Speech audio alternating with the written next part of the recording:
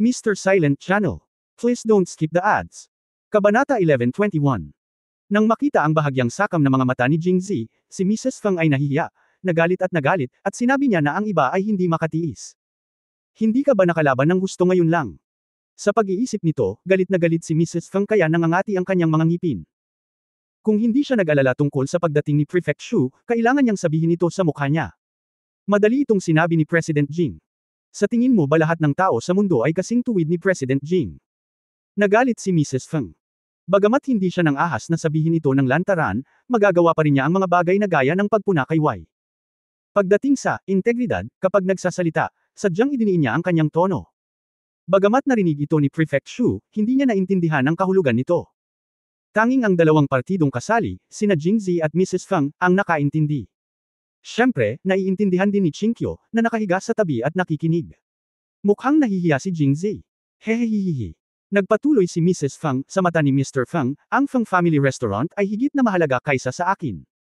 Ang dahilan kung bakit ako naging abala sa pagharap sa mga gawain ng restaurant ay dahil iniisip niya na ako ay kamag-anak ni Mubay. Nay, siguradong hindi na ako magdadalawang isip. Kung bigla kong ibibigay ang restaurant, sa tingin mo ba ay kakayanin ito ni President Jing? Hindi lang niya ako hihiwalayan, kundi babawiin din niya ang Feng Family Restaurant.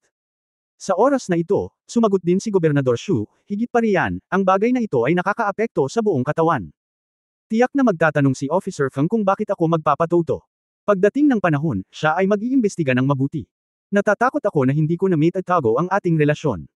Kaya, kahit na hindi sabihin sa amin ni President Jing ang tungkol sa amin, si Mr. Feng mismo ang makakaalam ng lahat, at ang aming kapalaran ay mas malala pa kaysa sa kung si Presidente Jay ay sumigaw. Nagsasalita. Tumingin si Gobernador Shu kay Jingzi at sinabing may mapait na ngiti, President Jing, naiintindihan mo na ba ngayon? Hindi naman sa ayaw naming sumang-ayon, pero hindi kami pumayag. Sa katunayan, kahit na ibenta namin ito kay Pangulong Jing, labis kaming nag-aalala. Malaking panganib. Kailangan nating ipaliwanag kay Mr. Feng na umaasa si Pangulong Jing sa kanyang opisyal na posisyon, kaya kailangan nating ibenta ito. Matapos marinig ito, naramdaman ni Jingzi na may katuturan ang kanilang sinabi. Ang Feng Family Restaurant na ito ay masasabing pangunahing economic pillar ng Feng Family sa kasalukuyan, at ito ay masasabing cash cow. Bukod kay Mr. Feng, isa lang ang anak niya, si Feng Mubay, kaya natural na gusto niyang ipaubaya sa kanya ang pinakamagagandang bagay, na ang Feng Family Restaurant. Ang dahilan kung bakit si Feng Mubay ay nakakapagbigkas ng mga tula at nakakasulat ng mga tula araw-araw nang hindi nag-aalala tungkol sa pera at buhay ay dahil sa Feng Family Restaurant. Sa makatuwid, ang Feng Family Restaurant ay suporta ng Feng Family. Paano pumayag si Feng, isang miyembro ng pamilya Feng, na ibenta ang buhay ng Feng Family? Kung si Jingzi ay pumunta kay Mr. Feng para makipag-ayos sa negosyo ng Feng's Restaurant sa simula pa lang, malamang na nalugi na siya. Ito rin ang balitang nakuha ni Jingzi mula kay Lin Changjun, kaya nauna siyang lumapit kay Mrs. Feng. Ang pagbili ng Feng's Restaurant mula kay Mrs. Feng ay isang hakbang muna at mamaya. Kahit nagalit si Mr. Feng, wala siyang magagawa para ipaliwanag ito. Pagkatapos, sa pagsusuri ni Jingzi, naramdaman niyang ang pagbili ng Feng's Restaurant ay naging tanging pagpipilian. Sa huli, maaari lamang siyang magkompromiso. Okay, let's change the agreement. Bibili lang ako ng Feng Family Restaurant. Nagkatinginan sina Mrs. Feng at Prefect Shu at nakahinga ng maluwag. Kung ipipilit ni Jingzi at masira ang negosasyon, mas masahol pa ang kanilang kapalaran.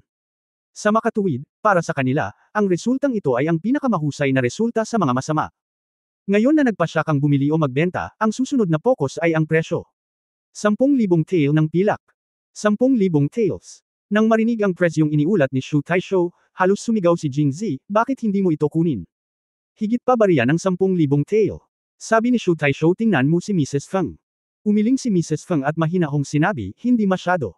Nang makita si Jingzi na halos magmukmak, hindi na nasasabik si Mrs. Feng. President Jing, kararating mo lang ba sa Jiangling at hindi mo ba masyadong malinaw ang laki ng Feng's Restaurant at ang katayuan nito sa Jiangling? Sa oras na ito, sinabi ni Prefect Shu, kung ganoon, hayaan mong ipakilala ito sa iyo ni Mrs. Feng. Panimula, para maintindihan ni President Jing na mabibili mo ang Feng's Restaurant sa halagang 10,000 tael, na hindi naman lugi. Agad na kinuha ni Mrs. Feng ang mga salitang, ang aming Feng's Restaurant ay ang pinakamalaking restaurant sa Jiangling City. Walang ordinaryong tao ang hindi nakakaalam ng Feng's Restaurant. Ang Feng's Restaurant ay hindi lamang may restaurant, kundi pati na rin isang inn. Mayroong iba't ibang mga pagtitipon ng tula sa lungsod tuwing weekday. Sa tuwing umuulan o may niebe, ang pagtitipon ng tula ay gaganapin sa Feng's Restaurant. Gaganapin dito, ang restaurant ay kumikita ng halos 100 tael ng pilak sa isang araw. Sa palagay mo magkano ito pagkatapos ng taong ito? Kaya't higit 10,000 taon, sa loob lamang ng isang taon ay hindi ito magkano. Pagkatapos magsalita, sinabi rin ni Mrs. Feng na tumingin siya kay Jingzi ng buong pagmamalaki, na may hitsura ng pagkatuwa sa kanyang ekspresyon. Napangisi si Jingzi sa kanyang sinabi. Sinabi niya na kapag maganda ang negosyo, kikita siya ng halos 100 tael sa isang araw. Naniniwala si Jingzi na ito ay turnover, hindi tubo. Matapos ibawas ang paggawa, buwan ng pagbabayad at iba pang mga gastos, hindi na magkakaroon ng malaking tubo, at ang negosyo ay hindi umuunlad araw-araw. Paano posible na kumita muli ng 10,000 taels sa isang taon? Kung kaya nilang kumita ng higit sa 10,000 taels sa isang taon, tiyak na maghahangad ang 2 taong ito ng higit sa 10,000 taels, kaya medyo big deal ito. Gayunpaman, naisip ito ni Jingzi at pumayag. Sa orihinal akala ko ay medyo marami, ngunit pagkatapos marinig ang paliwanag ni Mrs. Feng, naramdaman ko na ang 10,000 tael ay talagang hindi gaano. Nagkatinginan muli sina Tai Shou at Mrs. Feng at nagpakita ng isang tahimik na ngiti. Agad nang umiti si Tai Shou at nagsabi, tulad ng inaasahan kay Pangulong Jing, ang ganitong bagay ay madaling malutas. Pagkatapos ay sinabi niya, nagkataon na nandito rin ang kasulatan ng bahay. Hanggat pumayag si President Jing at binayaran ang pera gamit ang isang kamay, ibibigay namin ang land deed kasama ang isa. Ibabalik ko si President Jing sa yaman at tatatakan ito. Ang Feng Family Restaurant na ito ay kay President Jing. Naisip na ito ni Prefect Shu. Bagamat ang kanyang matandang kaibigan na si Mrs. Feng ang namamahala sa Feng Family Restaurant, kailangang personal na suriin ni Mr. Feng ang mga account bawat buwan. Ang iba't ibang gastos sa restaurant at ang buwan ng kita. Alam na alam niya kung magkano ang pera. Hindi pa banggitin si Prefect Shu mismo, magiging mahirap para kay Mrs. Feng na kumita ng pribadong pera ng mag-isa. Sa madaling salita, si Mrs. Feng, na nagmamayari ng lease sa Feng Family Restaurant, ay ang helmsman. Sa madaling salita, isa lang siyang empleyado sa labas ni Mr. Feng. Senior tindero lang. Kaya, hindi ba mas maganda kung maipagbili niya ang restaurant sa mataas na presyo at pagkatapos ay kumita ng malaki mula rito? Kaya naman, lubos na sumang-ayon si Prefect Shu na ibenta ang Feng Family Restaurant kay Jingzi, lalo na ang presyong 10,000 taels. Matapos matanggap ang pera, nagtago siya ng 5,000 taels at ibinahagi ito kay Mrs. Feng, at pagkatapos ay bumalik para sabihin kay Mr. Feng ang tungkol kay Jingzi. Si Zi ay umasa sa kanyang opisyal na posisyon para ay bully sila at nag-alok lamang ng 5,000 tael. Si Feng Mubay ay malubhang natalo ni Jingzi. Bilang karagdagan, ang dating tutor Bolbay ni Feng Dayuanway ay ang matandang kaaway ni Jingzi. Si Feng Dayuanway ay palaging may masamang impresyon kay Jingzi. Hindi siya dapat magduda tungkol dito. Ang ganoong sitwasyon pagpasok at paglabas nila, magkakaroon sila ng dagdag na 5,000 tael ng pilak. Hindi ba ito kahanga-hanga? Kabanata 1122 ang puting lobo na may walang laman na guwantes. Sa oras na ito, umiling si Jingzi. Mali, at pagkatapos ay sinabi, hindi ko binili itong Feng's restaurant, ngunit binili ko ito para sa korte, para sa kanyang kamahalan, at para sa Dao newspaper. Hindi alam ni Prefect Shu kung bakit biglang gustong bilhin ni Jingzi ang mga ito. Ibinaba ang malaking sombrero, ngunit tumanggaw pa rin siya. Kung tutusin, basta nangako siyang gagastos siya ng 10,000 tael ng pilak. Pagkatapos, ayon sa sinabi ni Prefect Shu kanina, kinuha ni Mrs. Feng ang land deed, at pagkatapos ay hinintay nilang dalawa na makuha ni Jingzi ang banknote. Sa ilalim ng titig nilang dalawa, ibinuka ni Jingzi ang kanyang mga kamay at sinabing, sa palagay mo ay hindi ako makakapag-isip ng 10,000 tael ng pilak na papel sa ngayon, hindi ba? Nagkatitigan sina Prefect Shu at Mrs. Feng, na nag-iisip, ikaw paano tayo magnenegosyo ngayon nang hindi kumukuha ng mga banknotes? Buti na lang, lumabas ka na may intensyon na makipagtalik ng libre, tama ba? Wala man lang pera. Hindi nahiya si Jingzi at sinabing, kayong dalawa, huwag mong isipin ako, isang mataas na opisyal ng korte ng imperial, ay magdadala sa akin ng 10,000 tael ng pilak na papel sa lahat ng oras, tama? Hindi ba banggitin ang pagdadala nito sa akin sa lahat ng oras, kahit nakunin ko ang aking mga lumang banknotes? Hindi ito sapat. Kung ilalabas niya ito, hindi ba siya magiging isang opisyal, hindi ba? Sa katunayan, si Jingzi ay nagdadala ng higit sa 10,000 taels ng mga banknotes. Pagkatapos ng lahat, mayroon siyang maraming mga ari-arian sa ilalim ng kanyang pangalan, at ang mga kita ay napakataas, at kasama ang paraan. Ang pagpaparusa, pagbibitag sa mabuti, naghihikayat, at nagsusulong, pagdukot, sa kasamaan, panday, ang perang na blackmail mula sa Joxian Tower lamang ay higit pa sa halagang ito. Gayunpaman, hindi niya gustong ibigay ang pera ng ganoon kadali, lalo na kina Gobernador Shu at Mrs. Feng. Para makitungo sa mga taong katulad nila, gusto lang ni Jingzi na ibigay ang pera ng wala. Mabuting tao, tinawag siyang mabuting tao ni Prefect Shu. Buti na lang at hindi siya sumagot ng, oo, ngayon lang, at mayroon siyang 10,000 tael ng pilak sa bahay. Kung sinabi niya, ito ay katulad ng pag-amin na siya ay isang tiwaling opisyal. Pinaikot ni Mrs. Feng ang kanyang mga mata at maasim na sinabi, Ang ibig mong sabihin dito ay wala ka lang talagang pera. Gusto mo pa ring bilhin ang aming Fang Family Restaurant nang walang pera. Ano ang bibilhin? Gamit ang iyong bibig. O sa iba pa. Kahit na siya ay napupuot sa kanyang puso, ngunit pinagnanasaan pa rin ni Mrs. Fang ang gwapong hitsura ni Jingzi at muling tumingin. Wala akong pera, ngunit ang korte ay mayroon. Gaya ng sinabi ko ngayon, hindi ko gustong bilhin ang restaurant na ito para sa aking sarili, ngunit para sa The Newspaper Company, kaya ang pera ay natural na manggagaling sa korte. Natahimik silang dalawa. May mahinang amoy na may mali. Sinabi muli ni Jingzi, magpapadala ako ng liham kay Jingzhou sa pamamagitan ng Fage mamaya at mag-apply para sa mga pondo mula sa Ministry of Household Affairs. Naniniwala ako na hindi aabutin ng ilang araw para mailipat ang 10,000 tael ng pilak. Nang marinig ang sagot na ito, medyo nabalisa si Prefect Shu. Napangisi siya at napaisip, naghihintay na mailipat ang banknote mo, sa tingin mo ba mabibili mo pa? Hanggat ligtas silang makalabas sa silid na ito ngayon, hindi na sila muling banta ni Jingzi. Pagkatapos ay maaari niya itong ibenta muli sa kanya, ngunit pagkatapos ay hindi lamang ito magiging 10,000 taels ng pilak. Iyon lang. Ngunit sa pagkakakilanlan ni President Jing, walang kasinungalingan. Naniniwala pa rin sina Xiaoguan at Xiao dito. Pinuri muna ni Gobernador Shu si Jingzi, at pagkatapos ay sinabi, President Jing, simula ngayon kung hindi tayo makakagawa ng deal, bakit hindi na lang tayo pumunta dito at hintayin na dumating ang banknote ni Pangulong Jing bago natin mapag-usapan ang negosyo? Tumingin si Jingzi sa kanya at nag-isip. Sa tingin mo ba ako ay tanga? Pagkatapos mong lisanin ang pintong ito, ano ang gagawin mo kung hindi mo mabayaran ang iyong mga utang sa hinaharap? Kaya't sinabi niya, paano ang pera? Mababayaran ko ito mamaya, ngunit kailangan nating sumulat ng ilang mga garantiya ng maaga. Kung hindi, kapag dumating ang aking pera, ano ang mangyayari kung ayaw itong ibenta ni na Prefect Shu at Mrs. Feng? Nang marinig ito, namula ang mukha ni Prefect Shu. Na parang neinsulto, galit niyang sinabi, President Jing, Xiao and I both trusted you just now. Hindi namin hiniling na ilabas mo kaagad ang banknote, pero bibigyan ka namin ng ilang araw ng grasya. Bakit hindi mo magawa ang katulad namin? Siyempre hindi ito maaaring pareho. Bakit iba? Jingzi. Tumingin sa kanya, kasi mapagkakatiwalaan ako. Sinabi niya sa magaspang na boses, ayon kay Pangulong Jing, hindi kami mapagkakatiwalaan. Prefect Shu, hindi ba't mas maganda kung alam ng lahat ang sasabihin ko? Bakit kailangan mong sabihin ng diretsyo at dagdag pa sa kahihiyan? Haha. Sa oras na ito, sa wakas ay naunawaan ni Taisho Shu kung bakit ang kanyang mga tagapagturo, sina Taifubay at Master Xia, ay nawalan ng malay, dahil sa sobrang pagkairita nito ay nahimatay pa siya kahit na iniisip ito. Gayunpaman, pagkatapos na isipin ang eksena ngayon kung saan si Master Xia ay nagkunwaring nahimatay at muntik ng mabigti, binitawan niya ang ideya. Napakawalang galang mo. Lalong nagalit si Mrs. Feng, dahil napaka-insensero mo, sa palagay ko ay dapat na tayong tumigil sa pag-uusap. Gusto mo man makipag-usap ngayon o hindi, hindi nasa iyo. Dumating din si Jingzi. Nagalit siya, magsulat ng garantiya o hindi ko ito bibilhin. Hayaan ang lahat ng mga tao sa Jiangling City na pumunta ngayon upang makita kayong dalawang mga ngalunya.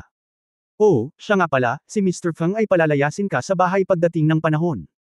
Pagkatapos nito, natatakot siya na ma-infatuated siya sa negosyo at ayaw na niyang patakbuhin ito, hindi ba mas madali para sa akin na bilhin ito? Sina Prefect Shu at Mrs. Feng ay pinagalitan ni Jingzi, at ang kanilang mga mukha ay biglang naging berde at pula, hindi pa banggitin kung gaano sila kakulit. Sa katunayan, ang kaaya-ayang pag-uusap ni Jingzi sa kanila ngayon ay medyo natarante sila. Ngayon isipin mo, silang dalawa ay laman lang sa chopping board ni Jingzi. Maaaring kainin ni Jingzi ang anumang gusto niya, o maaari pa rin niyang piliin na huwag kainin ito. Okay, pagkatapos ay isulat ang garantiya. Nais ng dalawang tao na maunawaan ito, at sa wakas ay ibinaba ang kanilang mga ulo, tulad ng isang talunang manok, nang walang anumang momentum. Nang maglaon, sa ilalim ng dikta ni Jingzi, ang dalawa ay nagsulat ng isang liham ng garantiya, na kung saan ay handa silang ibenta ang Feng Family Restaurant kay Jingzi sa halagang 10,000 taels. Kapag dumating na ang banknote ni Jingzi, ibibigay ni Mrs. Feng ang restaurant. Ang gawa ng bahay ay ipapanotaryo ni Prefect Shu. Hindi lang iyon, pagkatapos ng pagsusulat, hiniling ni Jingzi sa kanilang dalawa na magsulat ng isang pangako na umamin sa kanilang pangangalunya. Nang marinig ito, muling tumutol ang dalawa. Ang pagsulat ng isang garantiyang liham ay sapat na upang insultuhan tayo, ngunit ito. Ang liham ng pangangalunya ay hindi na maisusulat muli. Ikanaway ni Prefect Shu ang kanyang mga kamay, galit na galit. Ngumisi si Jingzi, Prefect Shu, nagpapanggap ka bang nalilito habang nagkukunwaring naiintindihan ka? Kung walang adultery letter, ano ang silbi ng pagsulat ng guarantee letter? Sa huli, kung sasampalin mo lang ang iyong puwit at itatanggi, ano ang magagawa ko sa iyo? Kaya, ang kinakailangan para sa pagsulat ng isang liham ng garantiya ay ang pagkakaroon ng liham na ito ng pangangalunya. Kung hindi mo susundin ang mga probisyon ng liham ng garantiya, isa sa publiko ko itong liham ng pangangalunya. Siyempre, kung tutuparin mo ang iyong salita at susundin mo ang mga probisyon ng liham ng garantiya, kapag iniabot namin ang pera gamit ang isang kamay at ang kasulatan ng bahay sa kabilang kamay, natural kung pop-unit ang dokumentong ito ng pangangalunya sa harap mo. Bakit, hindi mo mapagkakatiwalaan ang pagkatao ko, di ba? Kabanata 1123 deal. Sa totoo lang, hindi talaga naniniwala sina Governor Shu at Mrs. Feng sa karakter ni Jingzi ngayon. Noong una, pumayag silang ibenta sa kanya ang Feng's Restaurant, ngunit pagkatapos sumang-ayon, pinasulat sila ng isang liham ng garantiya. Pagkatapos nilang isulat ang liham ng garantiya, dumating ang isa pang pahayag ng pangangalunya. Nagdududa ngayon si Prefect Shu kung magkakaroon ng isang bagay na tulad ng isang pagtatapat, pagkatapos isulat ang pahayag ng pangangalunya. Nang makitang tahimik silang dalawa at nakatingin sa kanya ng may hinala at panghahamak, sinabi ni Jingzi na hindi nasisiyahan, ano ang hitsura mo? Talagang hindi ka naniniwala sa akin. Kung hindi ka naniniwala, hindi mo na kailangan ng aklat ng pangangalunya. Sinulat ko na. Mapalad akong gumamit nito. Nang marinig ito, lihim silang natuwa dahil hindi nila inaasahan na ganoon kadaling magsalita si Jingzi. Kung alam lang nila ito, sana ay nagpumilit sila ng ganito. Hindi na kailangang sumulat ng liham ng garantiya. Habang iniisip nila ito, biglang kinuha ni Jingzi ang warrant letter at pinunit ito gamit ang isang kaway ng kanyang kamay. Dahil hindi ka sumulat ng liham ng pangangalunya, ang liham ng garantiyang ito ay walang kabuluhan at walang silbi, kaya't punitin mo na lang. Bagamat siya ay tuwang-tuwa sa kanyang puso, si Prefect Shu ay nanatiling nagtatampo at tahimik, dahil sa takot na pagsisihan ito ni Jingzi, ngunit ang sumunod na sinabi ni Jingzi, kung gayon ay hindi na kailangang bilhin ang restaurant na ito. Ang bintanang nakasarado lang ay biglang bumukas ng hindi malamang hangin. Umakyat si Jingzi at sumigaw pababa, lahat, umakyat at tingnan. Presidente Jing, magsulat tayo. Gaano man sila katigas at walang malasakit noon, nang sumigaw si Jing Shenzhen, natakot pa rin silang dalawa, at mabilis na pumasok si Gobernador Shu upang pigilan sila. Prefect Shu, hindi na kailangang pilitin. Ayaw ko kasing bilhin ngayon. Ikan-away ni Jingzi ang kanyang kamay. Huwag ka nang magtanong, President Jing. Nabalisa si Prefect Shu nang marinig niya ito, President Jing, isusulat lang namin ito. Kahit na ano, maaari pa rin nating pag-usapan ang presyo. Sa pagkakataong ito si Prefect Shu ay talagang natakot at nagpasya na gumawa ng mga konsesyon sa presyo. Nang marinig ito ni Jingzi, biglang lumiwanag ang kanyang mga mata at sinabi niya, okay, palitan natin ang presyo. President Jing, magkano ang magbabago? 3,000 taels. 3,000 taels. Prefect Shu at Feng nagulat ang bibig ng madam. Akala nila noong una ay makakakuha sila ng 5,000 taels, kung gayon. Pagkatapos lamang ng ilang salita at 3,000 tael na mas mababa para sa pagsisikap, ang mentalidad ni Prefect Shu ay talagang medyo nasira. Pumayag na sana siya kung sa simula pa lang ay pumayag na siya. Sa huli, nawalan talaga siya ng asawa at nawalan ng tropa. Ano, sa palagay ni Gobernador Shu ay napakaliit. Paano kung magdagdag pa ako? Marami. Mabilis na sinabi ni Gobernador Shu, dahil natatakot siya na kung muling itataas ni Jingzi ang presyo, hindi na nila makukuha ang 2,000 tael. Kung ganoon, isulat muli ang liham ng garantiya. Dumudugo ang puso ni Prefect Shu, at ang mga salita sa papel ay tila nakasulat sa kanyang dugo, na nakakagulat. Hoy, Prefect Shu, mali ang isinulat mo, pakisulat muli. Nang isulat ni Prefect Shu ang halaga ng pera para makabili ng restaurant ni Feng, biglang sumigaw si Jingzi. Tumigil sa pagsusulat si Prefect Shu at tumangala, puno ng pagkalito ang kanyang mukha. President Jing, ito ba ay tama?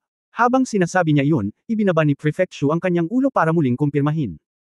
Ang nakasulat sa papel ay talagang 7,000 tael, ito ay orihinal na 10,000 tael, at gusto lang ni Jingzi na palitan ito ng 3. 1,000 tael, 10,000 bawas 3,000 katumbas ng 7,000, wala bang masama doon? Hindi man lang ba ito naiintindihan ng taong nagngangalang Jing? Nagpahayag ng pagdududa si Gobernador Shu tungkol dito. Pagkatapos ay sinabi ni Jingzi, hindi ba mali? Sabi ko magdagdag lang ng 3,000 tael, bakit paunti-unti ka nang sumusulat? Idagdag, 3,000 taels. Naramdaman ni Prefect Shu na umiikot ang kanyang utak hindi sapat. Oo, kasama ang 3,000 tael, ito ay magiging 13,000 tael. Naramdaman ni Shu Taisho na talagang hindi sapat ang kanyang utak. Anong uri ng counter-offer ito? Kahit 10,000 tael ay sobra na ngayon. Paano ito naging 13,000 tael sa isang round?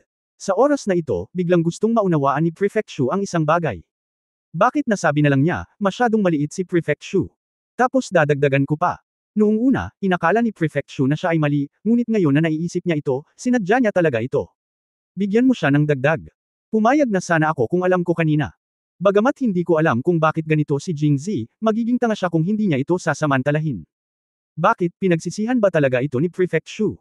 Sa tingin mo ba ay hindi sapat ang pagdaragdag ng 3,000 tael? Sinabi mo sa akin kanina. Gusto ko lang bigyan ng kaunti pa si Prefect Shu, ngunit sinabi ni Prefect Shu na hindi. Muli namang ikinaway ni Jingzi ang kanyang kamay, pagkatapos ay bigyan natin ito ng nakapirming presyo na 15,000 tael, gumagana ba iyon para kay Prefect Shu? Iyan ay talagang mahusay. Tuwang-tuwa si Prefect Shu. Talagang nakilala niya ang isang tanga ngayon at maaaring kumita ng 10,000 tael kung magpalad siya ng kamay. Nang walang sinabing anuman, mabilis na kinuha ni Prefect Shu ang panulat at direktang isinulat ang presyo ng transaksyon na 15,000 tael sa warrant letter. Ang liham ng garantiya na ito ay nahahati sa 2 pahina. Ang unang pahina ay talagang ang kasunduan sa paglipat tungkol sa Feng's Restaurant, na nagsasaad na si Jingzi ay bibili ng Feng's Restaurant sa halagang 15,000 taels. Ang ikalawang pahina ay nagpapaliwanag na si Jingzi ay kasalukuyang walang pera. Kapag dumating na ang pera, ibibigay ni Jingzi ang pera at ang dokumento ng adultery kay Mrs. Feng, at ililipat ang house deed. Kung may anumang paglabag, ang dokumento ng adultery ay isa publiko. Sa huli, nilagdaan ni na Prefect Shu at Mrs. Feng ang liham ng garantiya at ang dokumento ng adultery. Nasiyahan si Jingzi. Bago umalis, hindi ko nakalimutang itanong, Mrs. Feng, ang pagbili at pagbebenta ng Feng Family Restaurant ay malaking bagay. Pagkatapos lahat, gusto mo bang pumunta ulit ako sa Feng Family at sabihin kay Mr. Feng? May iligtas nito si Mrs. Feng ng maraming problema. Itinaas niya ang kanyang ulo, mukhang maalalahanin ang iba. Ito, mas mabuting huwag na lang gamitin. Maraming salamat po. Inaalala na tinanong siya ni Jingzi kung gusto niyang pumunta sa bahay ni Feng sa pribadong silid sa ikalawang palapag, lumabas na sa simula pa lang, may ideya na siyang bumili ng restaurant, ngunit nagkamali siya. Kinagat ni Mrs. Feng ang kanyang mga ngipin at mapait na nag-isip. Hindi na kailangan. Paano kung hindi magkasundo si Mr. Feng at ang mga dayuhan? Ako ay isang opisyal ng ikalawang baitang kung tutuusin. Maaari akong pumunta at sabihin sa kanya ng personal. Hindi ba't mas mukha pa para kay Mr. Feng na magsabi pa sa akin? Hindi na kailangan, Presidente Jing. Ano? Kung pupunta ka, paano pa tayo makakagawa ng 10,000 taels? Ayaw ni Gobernador Shu na makipagkita si Jingzi kay Feng, kaya nasabi niya kay Feng na ginamit ni Jingzi ang kanyang opisyal na posisyon para pilitin na bilhin ang Feng Family Restaurant mula sa kanila sa mababang presyo na 5,000 tael. Kahit na hindi nasisiyahan si Mr. Feng, wala siyang magagawa tungkol dito. Kung tutuusin, alam din niya kung gaano kalakas si Jingzi, kung hindi ay walang magagawa si Mr. Bai tungkol sa kanya. Sa panahong iyon, maliban sa mas malalim na pagkamuhi ni Mr. Feng kay Jingzi, wala nang iba pa. Hanggat hindi pumupunta si Jingzi sa bahay ni Feng, halos zero ang posibilidad na makita ni Feng Dayuanway si Jingzi, dahil matanda na si Feng Dayuanway at bihirang lumabas kapag weekdays. Kaya ang pangunahing prioridad ngayon ay ganap na patayin ang ideya ni Jingzi na bisitahin ang pamilya Feng. Hindi dapat pahintulutang magkita sa labas sina Jingzi at Feng. Pagkatapos ng kaunting pag-iisip, nagkaroon ng ideya si Prefect Shu. Kabanata 1124 na tinamaan ng kidlat hanggang sa mamatay. Sumunod, muling nagpaliwanag si Prefect Shu. Naaalala pa rin ni President Jing ang dating pinuno ng pangkat ng Qingcheng, tama ba? Lin Qingshan. Oo, ulo yan Lin. Pagkatapos, itinuro ni Taisho Shu si Mrs. Feng at sinabing, may hindi alam si Presidente Jing. Lin ang apelyido ni Yi. Oh, may kaugnayan ba si Mrs. Feng kay Master Lin? Nagkunwaring hindi alam ni Jingzi. Ito ay may kaugnayan, ngunit ito ay napakakaugnay. Pinalakpakan ni Prefect Shu ang kanyang mga kamay, ang Headmaster Lin ay pinsan ni Xiao, at siya ay itinuturing na pinakakilalang tao sa mga nakababatang henerasyon ng pamilya Lin. Noong siya ay nasa Jiangling, nagkaroon siya ng relasyon kay Mubay pinakamahusay sa lahat, si Mr. Feng ay hinahangaan din si Master Lin. Oh, so ayan. Tumango si Jingzi at sumulyap sa kanya, ngunit, ano ang kinalaman nito kung bibisitahin ko si Mr. Feng o hindi? President Jing, alam ng lahat sa pamilya Lin at ng pamilya Feng na nasugatan mo si Leader Lin sa Jingxi Martial Arts Competition, lalo na't patay na si Leader Lin. Prefect Shu, huwag kang magsalita ng walang kaparirikan. Mabilis siyang pinutol ni Jingzi, siya mismo ay tinamaan ng kidlat, at wala siyang kinalaman sa akin. President Jing, wala akong pakialam dito. Narinig ko na, pero isipin mo, masyadong maliit ang posibilidad na tamaan ng kidlat ang isang tao. Pinaniniwalaan ito ni Pangulong Jing, pinaniniwalaan ito ng opisyal, ngunit paano ito paniniwalaan ng mga ordinaryong tao? Lalo na ang mga tao ng pamilya Feng at pamilya Lin, ang pag-aalaga ay magulo. Hindi sila naniniwala. Palagi nilang nararamdaman na may kinalaman si President Jing sa pagkamatay ni Leader Lin. Kung tutuusin, kung hindi siya nasugatan ni Pangulong Jing, paanong si Leader Lin ay natama ng kulog hanggang sa mamatay? Kalokohan yan. Matapos marinig ang sinabi ni Prefect Shu, labis na nagalit si Jingzi, ito ay ganap na walang kaparirikan. Ano ang kinalaman ng kasanayan ng isang tao sa pagkamatay ng kidlat? Hindi pa banggitin ang mababang kungfu ng pasang may 3 paa ni Lin Qingshan. Kahit na maging master siya, kung gusto siyang tamaan ni Lei, maaari pa rin niyang tamaan siya hanggang mamatay.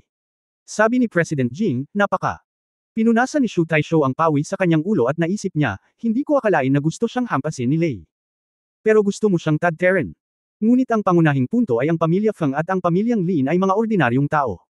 Paano nila naiintindihan ang mga prinsipyong ito? Oh, kung gayon, dapat akong pumunta doon at ipaliwanag ito sa kanila ng personal. Matuwid na sabi ni Jingzi.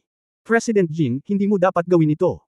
Niloloko mo ba ako? 15,000 tael ng pilak, si Prefect Shu ay makakakuha ng 10,000 tael ng pilak. Ito ay mas mabilis kaysa sa insenso na nakolekta mula sa Taohua Temple sa loob ng ilang taon. Shu hindi maaaring hayaan ng Prefect na makita ni Jingzi si Feng Dayuan. Kaya't nagpatuloy siya, President Jing, sa totoo lang ilang buwan na ang nakalipas mula nang mangyari ang insidente. Ang pamilya Feng at ang pamilya Lin ay unti-unti nang nakalaya mula sa pagkamatay ng pinunong si Lin. Kung umalis si Pangulong Jing sa oras na ito, hindi ba't ilalabas muli ang kanilang malungkot na bagay? Kung gayon hindi ako pupunta at hahayaan silang mamis ako ng sobra. Kung mapagkakatiwalaan ni President Jing si Xiaoguan, maghintay hanggang pumunta si Xiaoguan sa pamilya Feng at pamilya Lin para magpaliwanag sa kanila.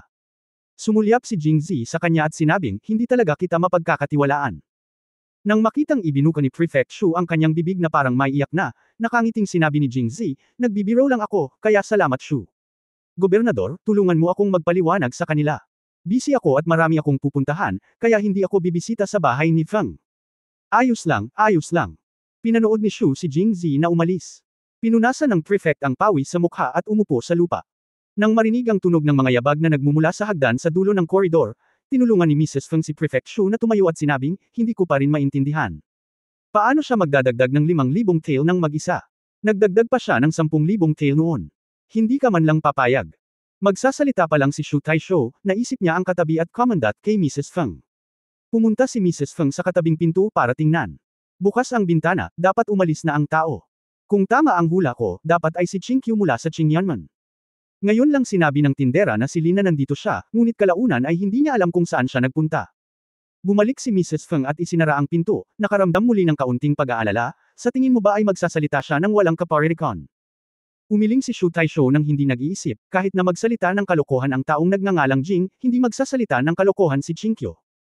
Kung si Jingzi ang nasa eksena, iniisip ko kung ano ang iisipin ni Prefect Shu kapag narinig niya ang mga negatibong komento tungkol sa kanyang pagkatao.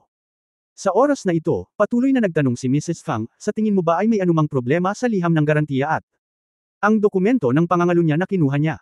Saglit na nag-isip si Prefect Shu at sinabing, walang problema. O tiyak na walang problema sa ngayon. Napakalinaw ng kanyang layunin, nandito lang siya para sa Feng Family Restaurant. O sa kanyang opinyon, wala sa kanya ang aming mga gawain. Gusto lang niyang makahanap ng magandang address para sa The Newspaper. Siya. Pagkatapos ay idinagdag. Ngunit narinig ko si Taifubay na sumulat ng isang liham na nagsasabi na si Jingzi ay labis na sakam. Kung maghihintay siya hanggang makuha niya ang kasulatan ng Feng Family Restaurant, walang sinasabi kung ano ang kanyang gagawin. Ibig mong sabihin, magsisisi ba siya kung ganoon?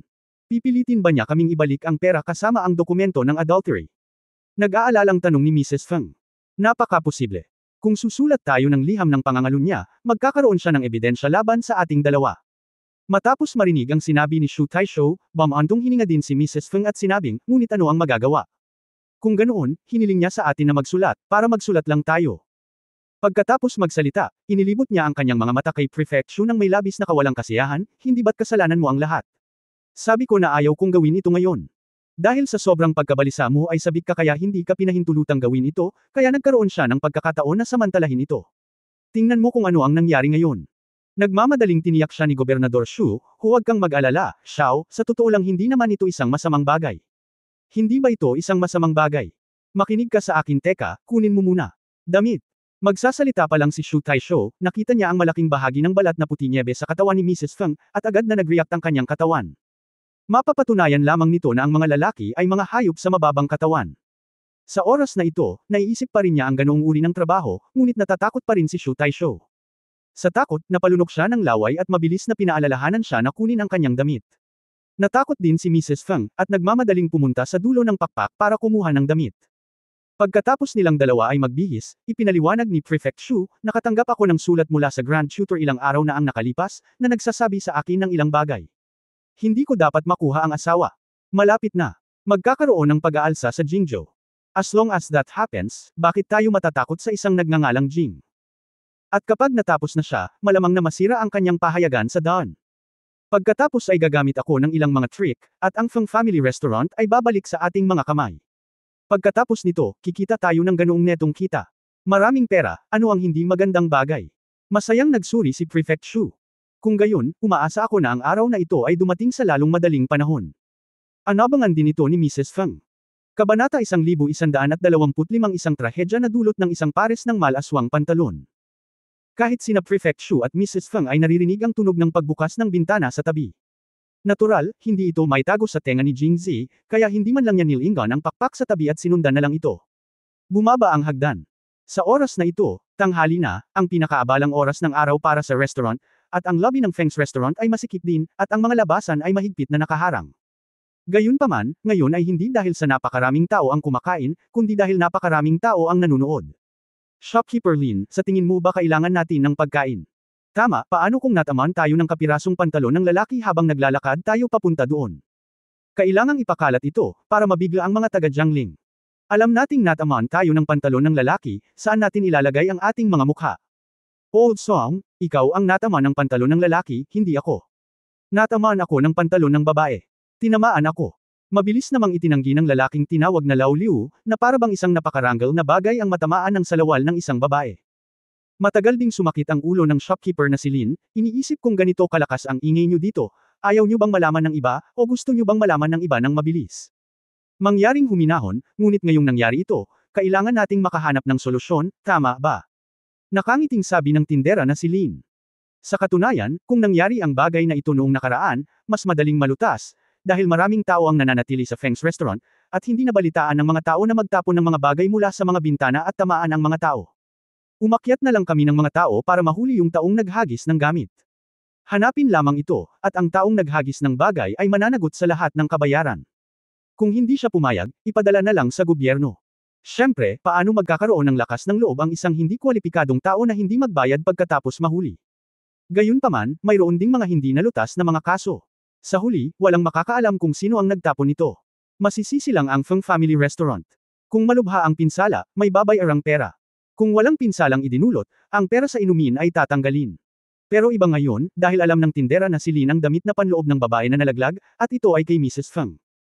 Kung bakit alam ng shopkeeper na si Lin ang underwear ni Mrs. Feng, hindi ito maintindihan ng mga tagalabas. Sa makatuwid, alam ng shopkeeper Lin na sina Prefect Shu at Mrs. Feng ay malamang na nagsasaya at ibinaba ang kanilang mga damit. Pakiramdam ng mga taong ito ay malas at medyo nakakadiri ang pagtama ng salawal ng isang lalaki. Hindi pa tapos, kaya maghanda na umakyat para maghanap ng makakapagtalo. Ang tindera na si Lin ay hindi nang ahas na paakyatin sila.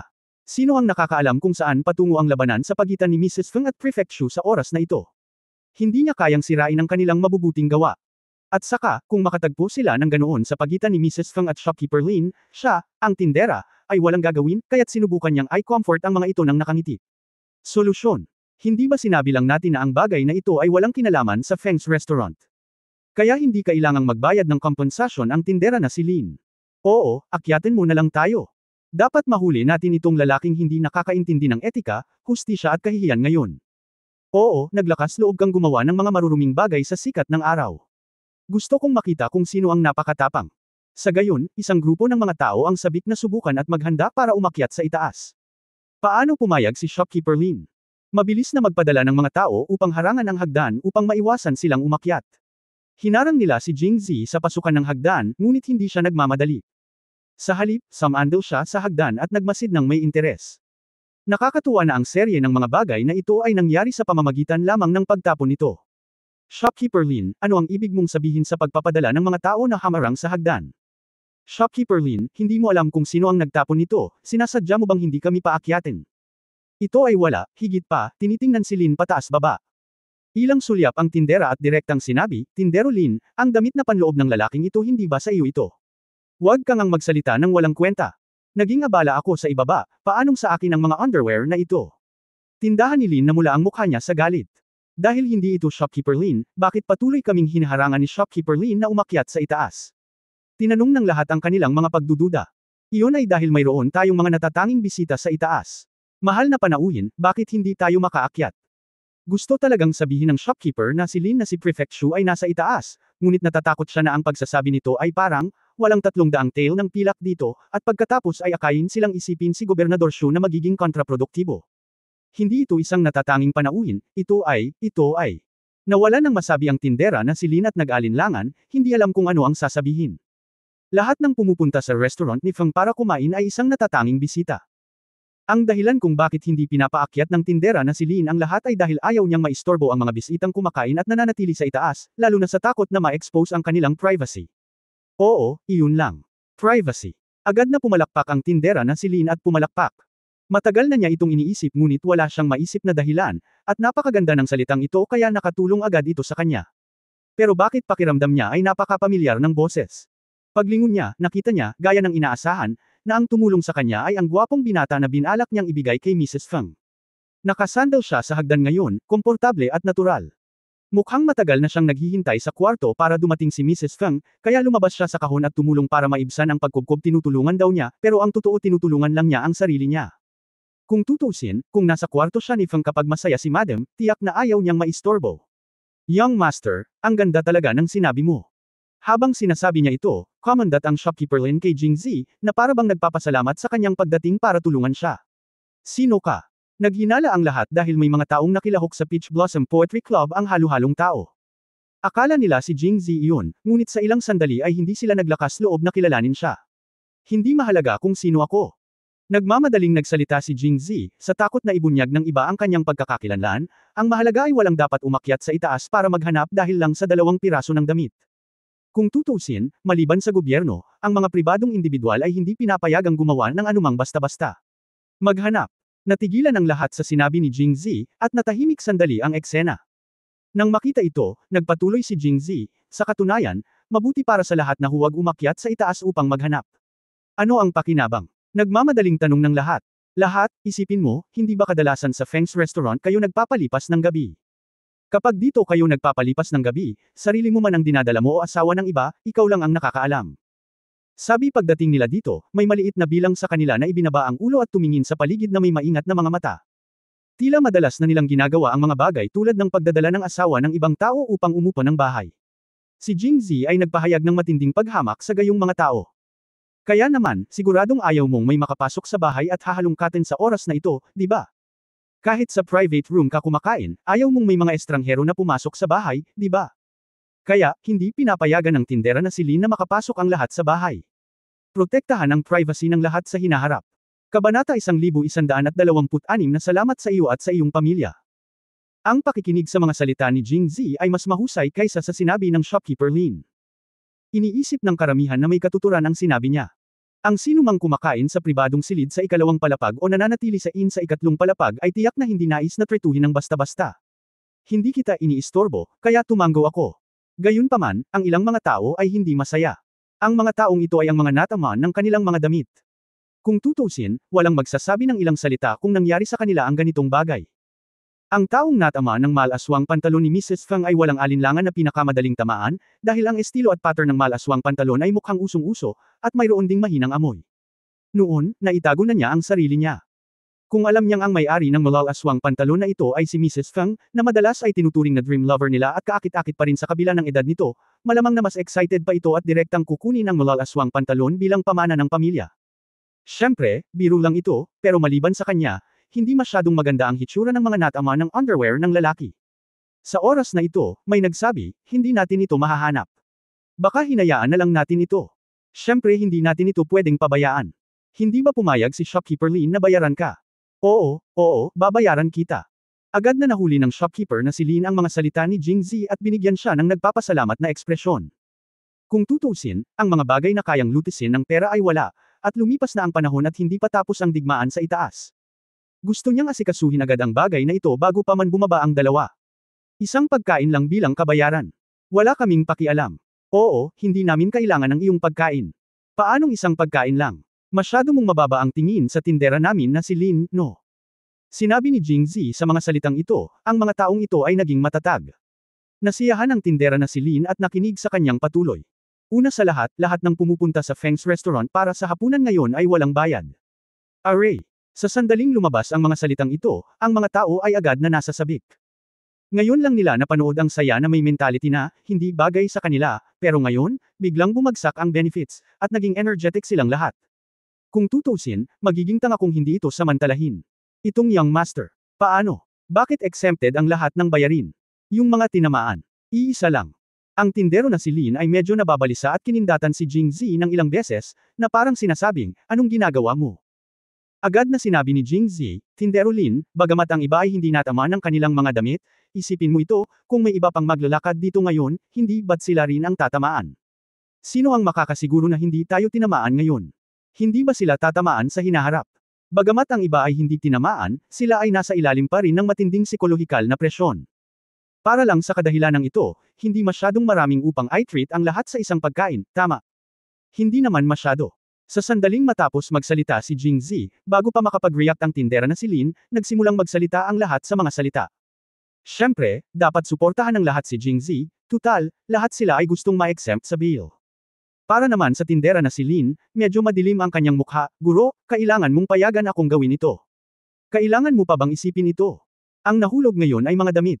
Paano kung kutsilyo? Nasaan ang martilyo? Di ba? Ayaw ay wave ng shopkeeper Lin ang bill, di ba?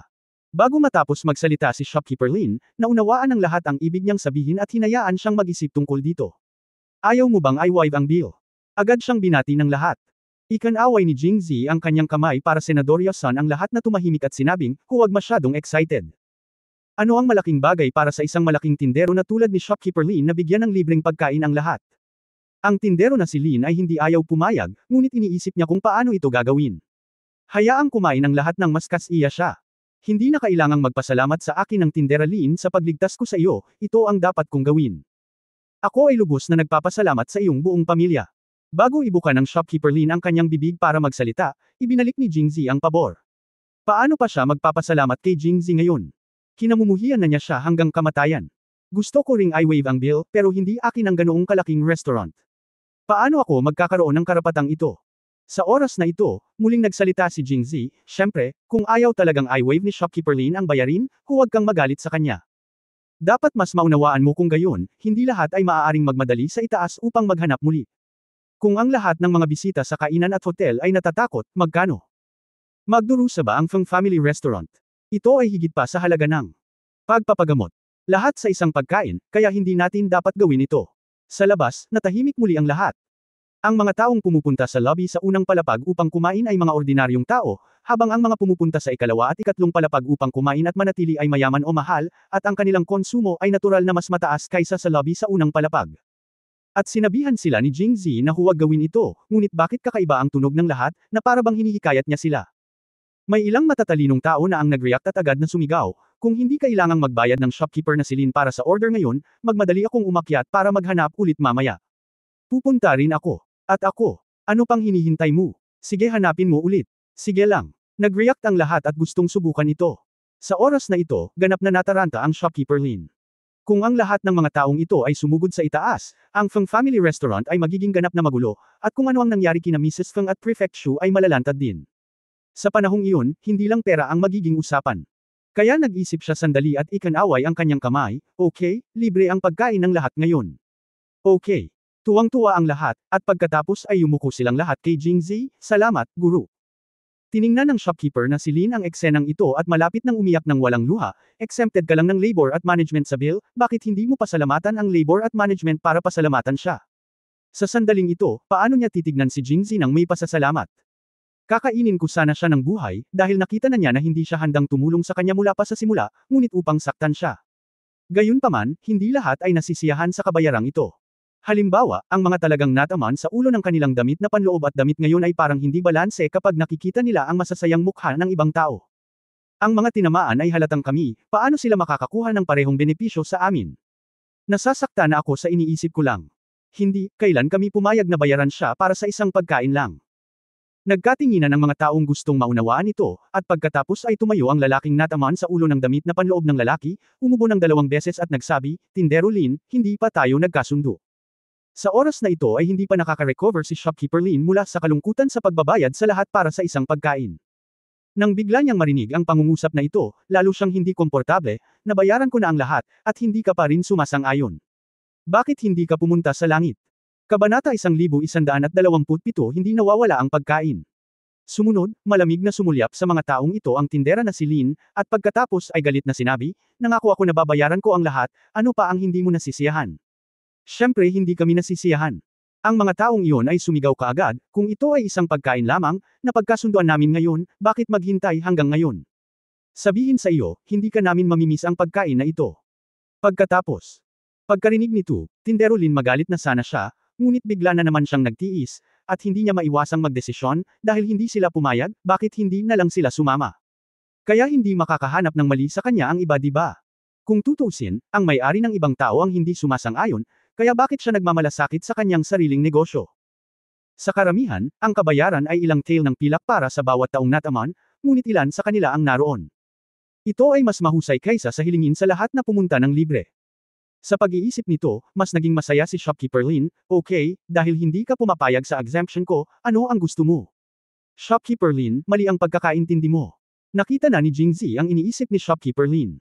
Agad niyang sinabi, ang ibig sabihin ng magkapatid na ito ay hindi sila sumasang-ayon na i-wave mo ang kanilang mga order. Kung tungkol sa mga utos ng ibang tao, kailangan mo pa ring i-wave. Hindi pa ito naiisip ng iba. Nang banggitin ito ni Jingzi, agad niyang napagtanto, good guy, gusto pala niyang samantalahin ang pagkakataon para magsisi. Kaya galit siyang sumigaw, Tindero Lin, nakipagkasundo kami sa iyo. Pumayag ka na talikuran ang bayarin. Kung maglakas loob kang bawiin muli ang iyong sinabi, susugod kami sa itaas sa anumang halaga. Sino ang nagbalik nito? Tindera Lin siya ay sumuko sandali, at kasabay nito ay ibinaling niya ang kanyang galit kay Jingzi, na sumire muli sa kanyang mabubuting gawa. Ngunit walang pakialam si Jingzi, at muling tumayo sa oras na ito at nagsabi, kung mapagkakatiwalaan ninyo ako, mga kapatid, matutulungan ko kayo sa isang ideya. Dahil sa pagganap ni Jingzi, natural na tumatango ang mga taong iyon. Okay, sa tingin ko hindi madali para sa Shopkeeper Lin, kaya huwag masyadong pahirapan ang mga bagay para kay Shopkeeper Lin. Bigyan mo lang ang isa't isa ng isang hakbang, at iyon ay halos sapat na. Hindi mo ba iniisip iyon? Tama, sabi ng Peacemaker. Ilang tao lamang ang maaaring sumang-ayon. Kahanga-hanga ang malawak na pag-iisip ni Young Master. Nagsimula na rin siyang purihin ng iba. Pagkatapos ng lahat, tinulungan sila ni Jingzi na makuha ang mga benepisyo ng libreng bayarin, kaya sino pa ang maaari niyang purihin? Tanging ang tindera na si Lin ang nagsabi ng isang pagbati sa kanyang puso, salamat sa iyo at sa aking buong pamilya. Mas mabuting tulungan mo ako sa pagkakataong ito, kung hindi ay patuloy akong magpapadala ng mga pagbati sa iyong buong pamilya. Pagkatapos, nagpatuloy si Jingzi, kaya, lahat ng iba ay exempted sa bayarin, at bilang biktima, paano kung hayaan ang Shopkeeper Lin na i-waive ang bill para sa iyong 10 pagkain? Ang mga taong iyon ay nag-isip sandali, at ang bagay ay tapos na. Sa puntong ito, parang ako lang ang makakasang-ayon, at nataman lang ako ng isang piraso ng damit, pinagalitan, at nakakakain din ako ng libre ng 10 pagkain, na napakasarap pa rin pagdating ng panahon, makakakain ako ng ilang tail na pilak kada pagkain, hindi naman kawalan. Kaya tumanggaw siya at sinabing, okay, alang-alang sa Young Master na ito, pumayag kami. Sumang-ayon. Matapos marinig ang ilang mga tao na sumang-ayon, ang Shopkeeper Lin ay hindi nag-react. Ang 10 pagkain ba ay marami para sa kanya? Kung ikukumpara sa pag-wave ng mga bayarin ng lahat, ito ay hindi gaanong. Kung sa simula pa lang ay nabanggit na nila ito, matagal na siyang pumayag. Bakit maghintay hanggang ngayon at dahilan upang iwaksi niya ang mga bayarin ng napakaraming tao? Ngunit malinaw na sinabi nila na walang kakapusan sa pera sa pagkain. Kaya tinanong ng tinderang si Lin kung ano ang nasa isip niya, lahat. Hindi ba sinabi mo lang na hindi ka kakapusan ng pera para sa pagkain na ito? Bago pa makapagsalita ang ilang tao, nakangiting sumagot si Jingzi, ang mga kapatid na ito ay talagang hindi kailangang magbayad para sa pagkain. Kulang sila ng 10 pagkain. Ang tindera na si Lin ay mukhang galit na galit habang pinapanood si Jingzi na umalis. Pagkaalis ni Jingzi, may emosyong nagsabi, mukhang hindi lang magaling si Pangulong Jing sa pagsusulat ng mga tula, ngunit wala rin siyang masyadong opisyal na palabas. Lagi niya kaming iniisip na mga ordinaryong tao. Oo, ngayon ko lang nakilala si Jing.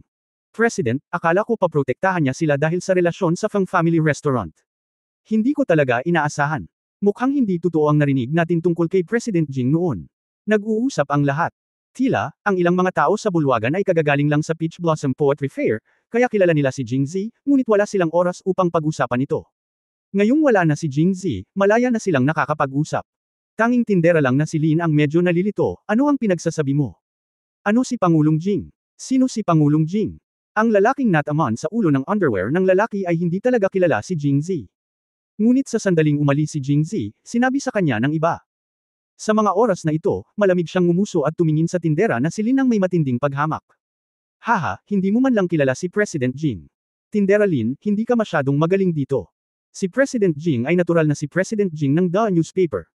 Pahayagan ng Don, Presidente Jing. Pamilyar sa pangalang ito ang tindera Lin. At kakaiba.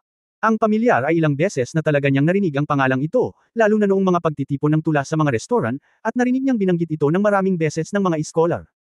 Ang kakaiba ay ngayon lang niya ito narinig. Hindi pa niya ito nakita at wala siyang pakikisalamuha. Biglang sumulpot si Jing Zi. Nakakailang na makilala niya ito. Gayunpaman, dahil siya ay si Presidente Jing, kung gayon. Biglang nagising ang tindera na si Lin.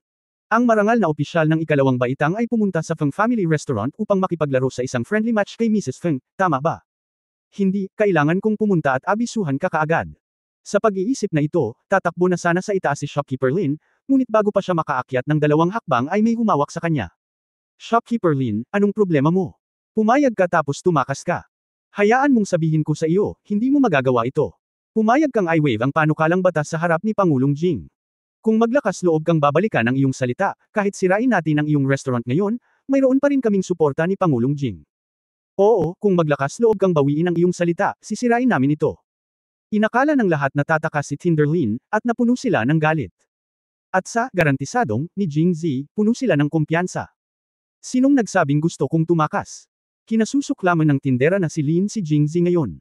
Kung ayaw mong tumakas, bakit ka tumatakbo? Tumakbo ako. Dahil, Prefect Shu. Bago siya matapos magsalita, nakita ng Shopkeeper Lin si Prefect Shu na naglalakad pababa ng hagdan na may normal na ekspresyon at nakasuot ng kaparehong robe gaya ng dati. Parang wala namang pinagkaiba nung pumunta ako dito.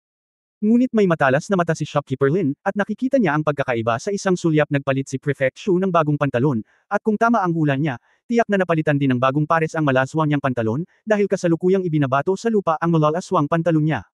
Napansin din ni Prefect Shu ang hitsura sa mga mata ni Shopkeeper Lin. Mabilis niyang binawi ang mga paa at saka pinandilatan ng tingin ang tindera na si Lin, na para bang pinapagalitan siyang huwag lumingon. Ano ang nangyayari? Ano ang ginagawa ng grupo ng mga tao na humaharang sa hagdan? Pinipigilan mo ba ang mga tao na bumaba? Lahat tayo ay kilalang tao sa Jiangling City. Paano magiging angkop na tipunin silang lahat? Malamig na sabi ni Prefect Shu. Kabanata 1128 Anong aso? Dahil nandito si Prefect Shu, kailangan mong magdesisyon para sa amin. Habang sinasabi niya iyon, may nagkwento tungkol sa hindi sinasadyang pagkahulog ng underwear mula sa langit at natama ng ulo ng tao. Nakinig ang tindera na si Lin na may ngiti sa kanyang mukha. Pula ang isang parte at puti ang isa, parang may sumampal sa mukha niya. At bumagsak din ang mga mata niya sa lupa. Tahimik na nakahiga ang kanyang damit na panloob, parang isang salot, na nag-iwas sa kanya ng mga tao. Pumayag ang shopkeeper na si Lin na i-wave ang bill, ngunit nauwi sa pagtakas. Mrs. Feng, sa tingin mo ba ito ay angkop para sa isang restaurant na kasing laki ng sa iyo? Sa mga oras na ito, bumaba rin sa hagdan si Mrs. Feng na nagpalit ng damit. Akala niya ay nakaalis na si Prefect Shu. Sa hindi inaasahang pagkakataon, nakaharang siya sa entrance ng hagdan. Lihim kong naisip na malas. Kung alam ko lang sana ng mas maaga ay hindi na ako bumaba ng ganitong oras. Kung nakita ng mga taong ito na magkasama silang dalawa, mag-iisip kaya sila ng ligaw. Sa totoo lang, masyado siyang nag-iisip.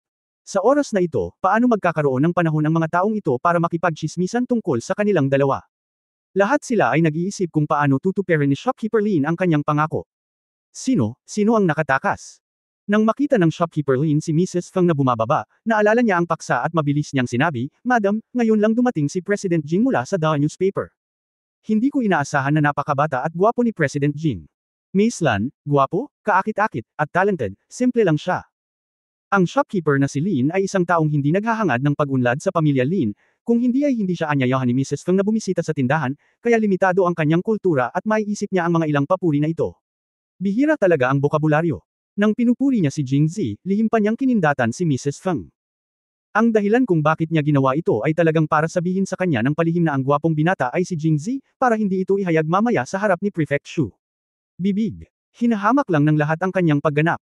Mula sa kanilang pananaw, naramdaman nilang paulit-ulit na nabangga ng tinderang si Lin si Jing Zi nang hindi alam ang kanyang pagkakakilanlan. Ngayong alam na niya ang pagkakakilanlan ni Jing Zi, siguradong takot na takot siya, kaya pinuri niya si Jing Zi sa harap ni na Prefect Shu at Mrs. Feng. Zi. Tunay na aso itong tinderang si Lin.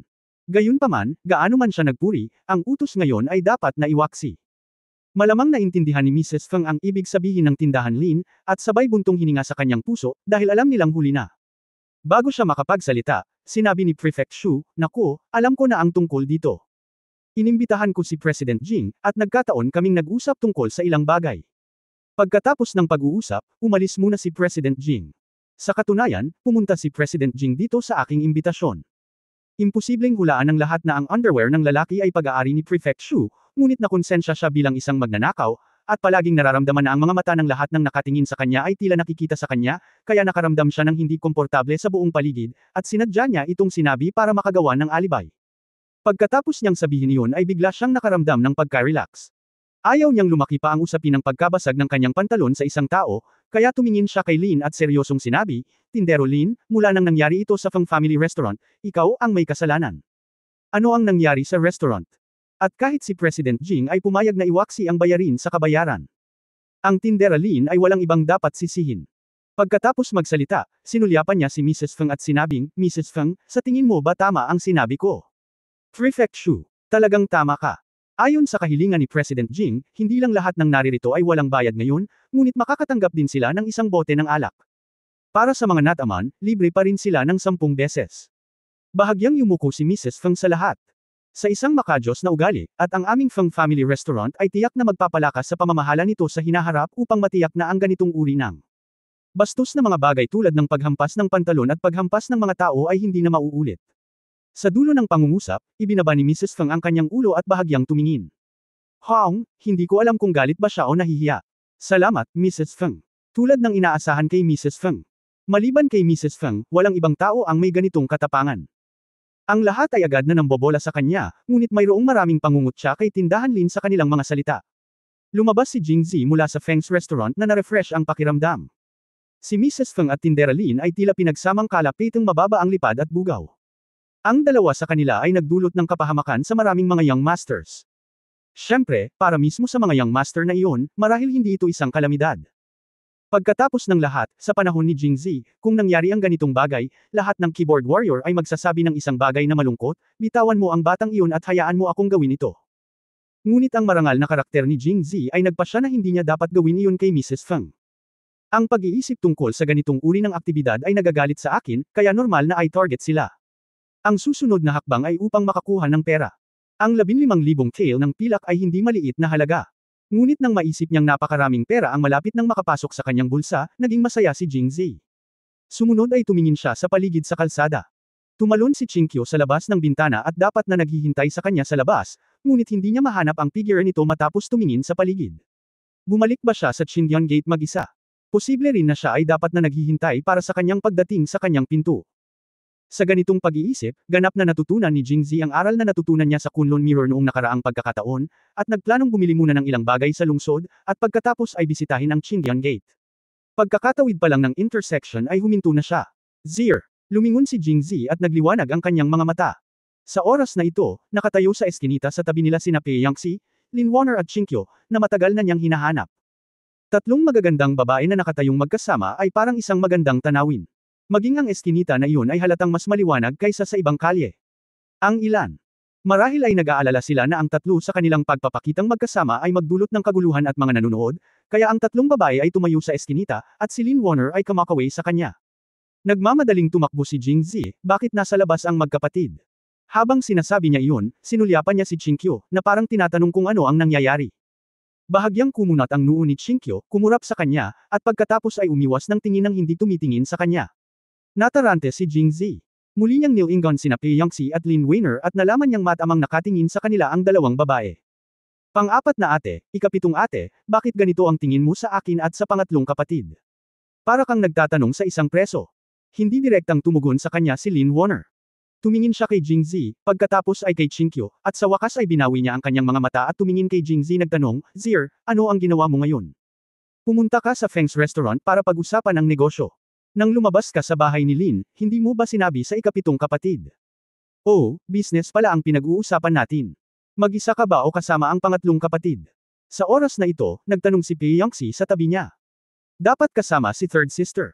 Hindi ba si third sister mismo ang nagsabi?" Sabay silang lumabas ng Feng's restaurant. Unang sinabi ni Lin Weiner. "Kailan ako, Bago matapos ni Chinkyo ang kanyang mga salita, tinakpan muna ni Lin Weiner ang kanyang bibig, naiwan si Jing Zi na nakatulala. Kabanata 1129 na nagtanong ang pangalawang babae. Sa 7 magkakapatid, si Lin Warner lang ang marunong magtakpan ng bibig ng isang tao, at siya lang ang nakakagawa nito. Dahil si Lin Warner ang pinakabata at may likas na masigla, hindi lamang siya nagkaroon ng magandang relasyon kay Jingzi mula pa noong bata pa siya, ngunit mayroon ding magandang relasyon sa ibang mga kapatid na babae. Sinasamantala ang kanyang murang edad, madalas siyang nakipag-away sa ibang mga kapatid na babae. Sa paglilinang ni Chinkyo, kung gusto ni Lin Warner na lumaban, napakahirap para kay Lin Warner na hawakan man lang siya, pati na rin takpan ang kanyang bibig. Ngunit ang bibig ni Chinkyo ay tinakpan niya, at tinakpan niya ito ng napakahigpit. Bukod sa paggawa ng tunog ng aha, hindi siya makapagsalita, ngunit ang eksenang ito ay napakagaling. Kapwa sila Jingzi at Kei Yangtze ay nakaramdam ng hindi maipaliwanag na init sa kanilang mga puso nang makita nila ang eksenang ito, na parabang nanaginip silang bumalik sa kanilang lumang bahay sa Jingzhou mahigit 10 taon na ang nakararaan, at sila ay mga maingay na bata pa rin. Tinakpan ni Lin Warner ang bibig ni Chinkyo at nagtanong, sinabi ni Zier na totoo iyon. Siguradong hindi. Napabulala si Jingzi. Kahit nawala ang unang kalahating pangungusap ni Chinkyo, hindi naloloko ang utak ni Jingzi. Siya at si Chinkyo ay hindi lumabas ng magkasama, ngunit sinabi ni Lin Warner na si Chinkyo ang lumabas, kaya ito ay isang kasinungalingan. Pagkatapos ay nagkunwari siyang nalilito at nagtanong, ikapitong kapatid na babae, hindi ba't pumunta ka rito kasama ang pangatlong kapatid na babae at ang pang-apat na kapatid na babae? Bakit mo sinabing kasama ko ang pangatlong kapatid na babae na lumabas sa Feng's restaurant? Ano ang nangyayari? Lahat ako ay nalilito. Sabi mo nalilito ka. Pagkasabi nito, napakamot ng ulo si Jingzi at tila talagang naguguluhan. Nang marinig ito ni Lin Warner, tumingin siya kay Kei Yangtze at pareho silang nalito, malikaya ang hula nila. Si Chinkyo ay orihinal na pumunta sa pamilya Lin kasama si Kei Yangtze, ngunit nang marinig ni Chinkyo na si Jingzi ay nasa labas, siya ay nagdahilan na may nangyayari sa Qingyan sect at umalis. Sa sandaling umalis siya, mas pinag-isipan ito ni Kei Yangtze at Lin Warner. Akala nila ay maagang lumabas si Chinkyo, ngunit wala siyang sinabing mali. Wala siyang sinabing mali nang bumaba siya mula sa Taohua Temple. Nang maglaon, sinundan niya si Kei Yangtze pabalik sa pamilya Lin. Hindi ko siya nakitang may sinabing mali, pero nang marinig ko na lumabas si Jingzi, nagkaproblema siya. Kapag may nangyaring mali, dapat mayroong isang halimaw, at ang relasyon sa pagitan ni Chinkyo at Jingzi ay mas mataas kaysa sa relasyon ni Kei Yangtze at Lin Warner bagaman nakilala rin ni Kei Yangtze ang kanyang sarili bilang babae ni Jingzi, hindi pa nila nagawa ang huling hakbang, kaya kumpara kay Chinkyo, mas mahina pa rin siya. Matapos pag-aralan ito, naramdaman ni Kei Yangtze at Lin Warner na si Chinkyo ay malamang na lihim na dumating upang hanapin si Jingzi. Sa dami ng iniisip nila, mas lalo silang nagalit lalo na si Lin Warner na sinabi sa puso niya na hindi niya ako papayagang lumabas kasama ka, pero sa huli, lumabas na lang ang pangatlong kapatid para hanapin ka. Pareho kaming kapatid mo. Ako pa rin ang pinakamalapit na kapatid mo noong bata pa ako. Ngayon, iba na ang pakikitungo ko sa iyo. O dahil lang sa hindi mo ako babae. Pero hindi mo man lang nabanggit sa akin ito. Kung binanggit mo, bakit hindi ako pumayag? Si Lin Warner at Kei Yangtze, na puno ng galit, ay lumabas sa bahay ni Lin at dumiretso sa Feng's restaurant.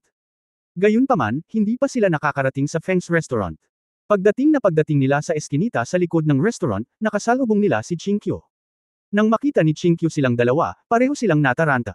Napagpasyahan nilang pumunta siya kay Jingzi ng privado, kaya nagsimula silang magtanong sa kanya. Sa hindi inaasahang pagkakataon, iginiit ni Chinkyo na nasa kalagitnaan na siya at nadama na hindi ito madali. Pagkatapos makipagkita sa 4th sister at 7th sister, ipinagpaliban ko na lang ang mga pangyayari sa likod ng mga eksena at naghanda na bumalik sa bahay ni Lin. Sa kalagitnaan, nakasalubong ko silang dalawa. Natural, hindi sila naniwala. Habang nagtatanong pa lang ay may nakita silang naglalakad sa kalsada. Lumapit si Jingzi at tumingin sa paligid. Nang makita ang husay ni Jingzi sa pag-arte, hinangaan siya ni Chinkyo. Kung ordinaryong tao lang, matagal na siyang nalantad. Habang hinahangaan siya, naisip niya sa kanyang puso na dapat siyang maging mas maingat sa hinaharap at huwag hayaang lumabas si Jingzi para gumawa ng masama. Naturally, hindi alam ni Jingzi na tumulong siya upang mailigtas ang pagkubkob, ngunit binantayan siya ni Chinkyo, kung hindi ay magrereklamo siya ng walang katapusan. Anong sinabi ko sa'yo? Hindi ka pa rin naniniwala. Pagmamalaking sabi ni Chinkyo habang inaalis niya ang bibig ni Lin Warner. Nang makita ang kaninang hindi nakangiting fairy sister na ngayon ay nagsisinungaling ng hindi namumula, naiiyak na lamang si Jingzi na pagkatapos niyang makasama sa loob ng mahabang panahon, ang homogenization ay masyadong seryoso. Talaga, nagdududa pa rin si Lin Warner.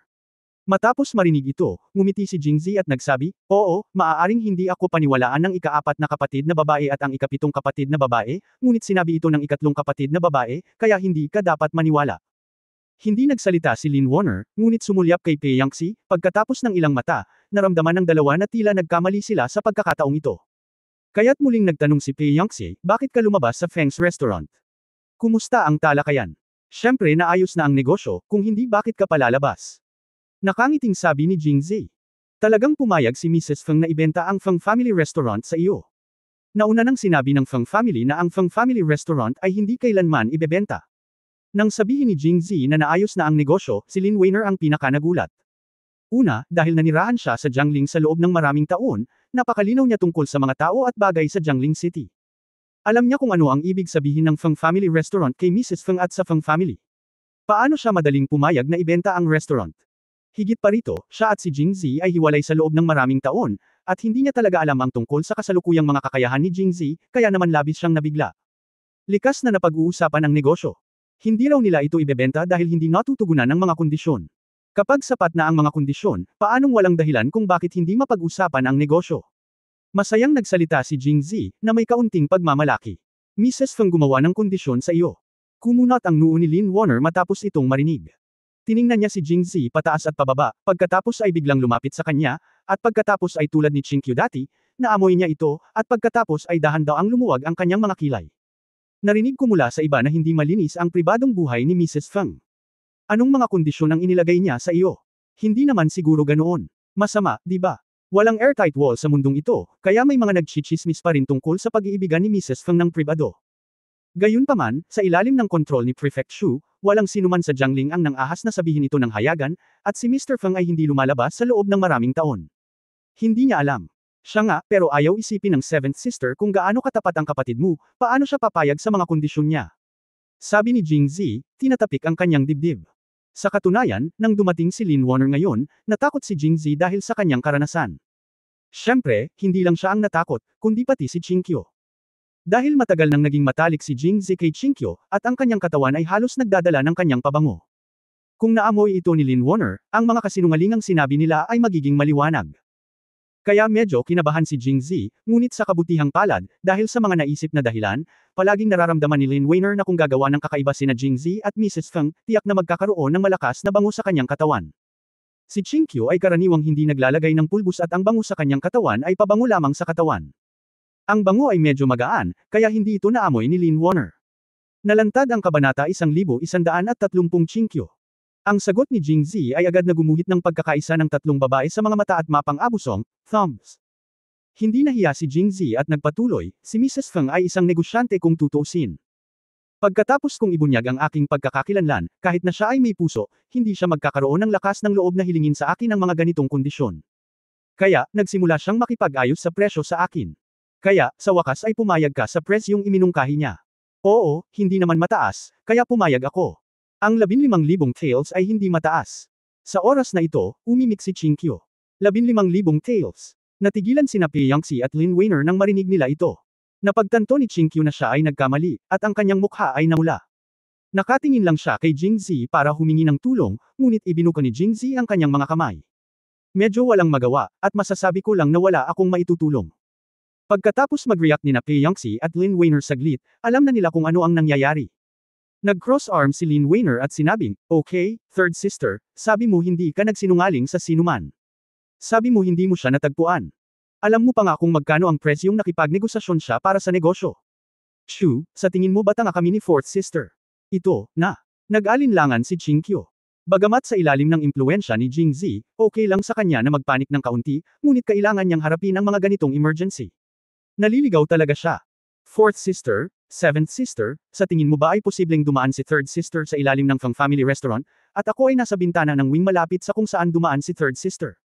Nakabukas ang bintana, at nagkataon akong nagsalita. Napakalakas, kaya, sino ang madalas mong kausap dito? Bakit, kahit trituhin kami ng pangatlong kapatid na babae bilang tanga, ituturing mo rin kaming tanga? Agad na pinandilatan ni Jingzi si Pei Yangxi. Sumuko at huwag nang magsalita pa. Pagkatapos, si Chinkyo, na nalantad, ay hindi maiwasang mapag-alitan ni na Pei Yangxi at Lin Warner. Bagamat siya ang pangatlong kapatid na babae sa kanilang dalawa, dahil sa kanyang sariling kasalanan, si Chinkyo, na tinuruan ng dalawa, ay hindi maaaring maging matigas. Sa halip, ibinaba niya ang kanyang ulo at pinisil ang kanyang mga kamay. Hindi tulad ng isang batang babae na nakagawa ng mali. Para naman kay Jingzi, siguro dahil si Chinkyo ang nagsisi sa kanya, o baka naisip ng lahat na normal lang sa kanya ang gumawa ng kaguluhan, kaya walang nagtangkang turuan siya ng leksyon, at masaya siyang naging malaya. Sa orihinal, bibili siya ng ilang bagay pagkatapos umalis sa Feng Family Restaurant at babalik sa Qingyan Gate kasama si Chinkyo para bisitahin. Ngunit ngayon ang mga bagay ay nagbago. Si Chinkyu ay direktang nahuli ni Pei Yangtze at Lin Weiner pabalik sa pamilya Lin. Nakasunod lang si Jingzhe. Habang nasa daan, ang dalawang babae ay patuloy na nag-uusap ng walang pakialam hanggang sa labas ng pintuan ng pamilya Lin. Nakaramdam ng kaunting simpatiya si Jingzhe para kay Chinkyu. Ang ika-4 na kapatid na babae, ang ika-7 kapatid na babae, ito ay hindi seryoso, di ba? Agad na lumingon ang dalawang babae, ang matalim nilang mga mata ay bumaling kay Jingzhe. Ano, tutulungan mo ba ang pangatlong kapatid na babae? Tumingin si Jingzhe. Tumingin siya kay Chinkyu, pagkatapos ay sa galit na sina Pei Yangtze at Lin Weiner. Sa ilalim ng pag-asa ng mga mata ni Chinkyu, pinili ni Jingzhe na ibaba ang kanyang ulo. Well, gusto ko lang magtanong. Kung walang ibang gagawin ng magkapatid, magiging abala muna ako. Pupunta. Sa digmaan sa pagitan ng tatlong babae, naramdaman ni Jingzhe na mas mabuting huwag na lang makialam para mailigtas ang sarili sa galit. Malalim ang pagmamahal nila sa isa't isa bilang magkapatid, at malamang na nakakasama nila ang isa't isa ng pribado, kaya anuman ang mangyari, bilasan mo. Sobrang gulo dito. Si Jingzhe, na hindi nagustuhan ni Pei Yangtze at Lin Weiner, ay bumalik sa kalye. Noong una ay gusto niyang pumunta sa pamilyang Feng para makilala si Mr. Feng, para masorpresa si Mrs. Feng at Prefect Shu. Kung mas ayaw mong makita ko si Mr. Feng, mas gusto ko siyang makilala. Ang dalawang tao ay nakakita ng napakaraming dahilan para pigilan siya. Si Jingzhe ay hindi naniniwala na ito ay dahil sa kanilang mabuting hangarin. Dapat may sekreto. Ngunit pagkatapos mag-isip tungkol dito, nagpasya siyang pumunta muna sa yaman. Kung tutusin, bagamat nakasulat ang warrant letter, hindi pa rin sa kanya ang Feng Family Restaurant hanggang hindi nababayaran ang pera. Ang pangunahing prioridad ngayon ay ang makakuha ng pera. Pagdating sa labas ng yaman, dumiretso si Jingzhe. Ang inaantok na pulis na nakatayo sa pintuan ay biglang naging masigla at nagtanong, ano ang ginagawa mo?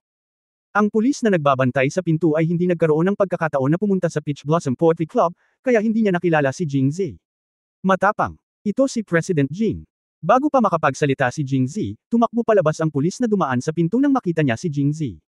Buksan mo ang iyong mga mata ng aso at tingnan mong mabuti. Ito si President Jing mula sa Jingzhou. Nang ahas ka bang pigilan siya? Kahit na nagmumura siya, talagang iniligtas niya ang pagkubkob. Agad namang naging magalang ang dalawang pulis na nagbabantay sa gate. Hindi nagalit si Jingzhe at direktang nagtanong, nandito ba si Prefect Shu? Bumalik kay President Jing, nandito na ang prefect natin. Gusto mo bang pumunta ako at tawagan si Prefect Shu?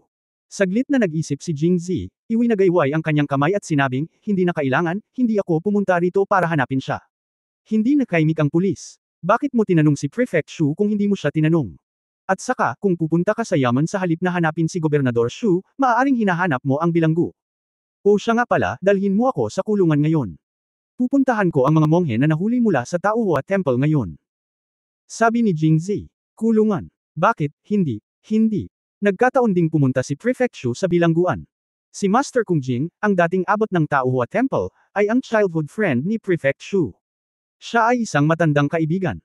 Hindi siya monghe noon, at nagkaroon pa ng relasyon sa pamilya. Gayunpaman, may nangyari sa kanyang pamilya kalaunan, at ang kanyang asawa at mga anak ay sunod-sunod na namatay, kaya siya ay naging isang monghe, nagpunta sa Taohua Temple, at naging pinaka-ordinaryong monghe. Saan man mayroong mga tao, mayroong mga ilog at lawa, at ang mga templo ay walang pagbubukod. Bagamat matanda na si Master Kung Jing, huli siyang pumasok sa templo, kaya't hindi may iwasang siya ay tinalikuran at binubuli. Nang maglaon, nalaman niyang siya ay naging gobernador ng Jiangling noong bata pa siya, kaya nakaisip siya ng ideya. Umaasa sa kanyang relasyon kay Taisho Shu, higit sa lahat ay binigyan niya si Shu Taisho ng maraming pera at mga pangako. Nagtama agad ang dalawa, at naging abot siya ng Taohua Temple. Inalis din niya ang lahat ng mga monghe na nang-aapi sa kanya noon at pinalitan siya ng iba. Fact isa sa kanyang sarili. Pagkatapos, ginawa nilang, mas malaki at mas malakas, ang Taohua Temple. Sa paglipas ng mga taon, si Master Kung Jing ay namahaji ng parami ng paraming pera ng insenso kay Prefect Shu, kaya isang mas malalim na pagkakaibigan ang nabuo sa pagitan ng dalawa. Nang makita si Master Kung Jing na inaresto, hindi komportable si Prefect Shu dahil sa hinaharap ay wala na siyang iginagalang. Gayunpaman, hindi naman talaga siya masyadong nag-aalala. Dahil naramdaman niya na ang dahilan kung bakit nahirapan si Jingzhe para kay Master Kung Jing ay ang pakiramdam niya ay nangikil siya ng mga bayad sa insenso at nawalan ng mukha. Bilang isang binata na may ganoong mataas na opisyal na posisyon, likas na mahal niya ang mukha, na maliwanag. Higit pa rito, si Jingzhe ay isa ring sakam na tao.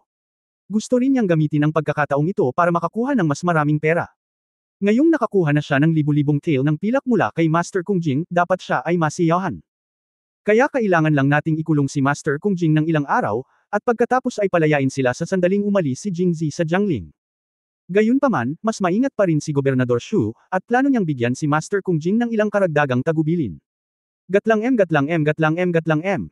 End of this chapter. For more updates, click on the notification bell.